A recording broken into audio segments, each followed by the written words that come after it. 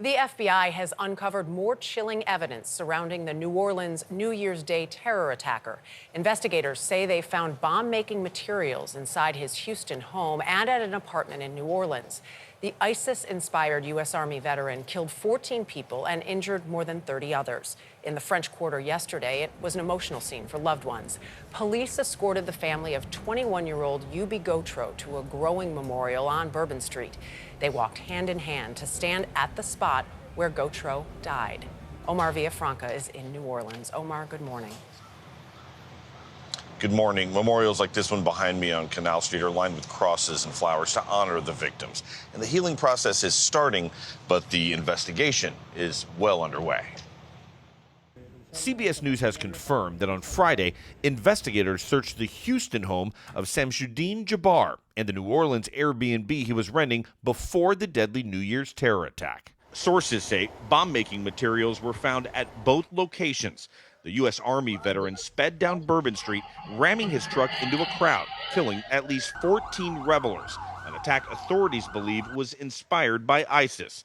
Those stunned by the horror include Jabbar's half-brother, who did not want to show his face. Maybe he was going through something, that he just didn't tell anyone about. Federal agencies have now put out a bulletin warning of possible copycat or retaliatory attacks. Now, New Orleans officials launched an investigation on what went wrong with security. A central focus now are on those bollards on Bourbon Street, designed specifically to thwart a vehicle from plowing through.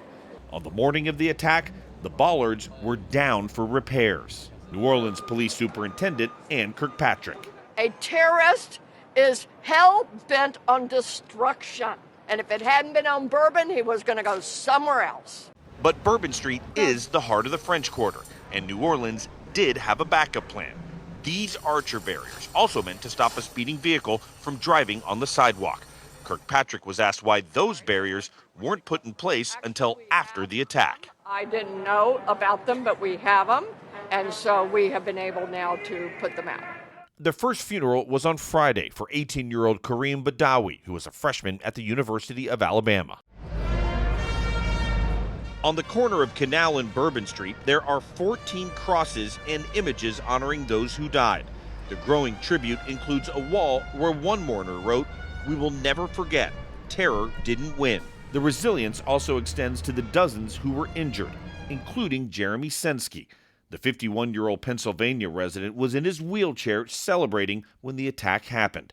He kept yelling for help, but he wasn't the worst injured. He was 5 feet from the truck. He was watching the shootout from the ground. We're just so grateful he's alive. Sensky's recovery will take a long time, but we did learn some good news with his case. He got a brand new wheelchair donated to him for free with the help of local advocates. As for the other victims, there are several vigils scheduled today to honor them. Michelle? Omar, as you said, terror did not win. Omar, thank you.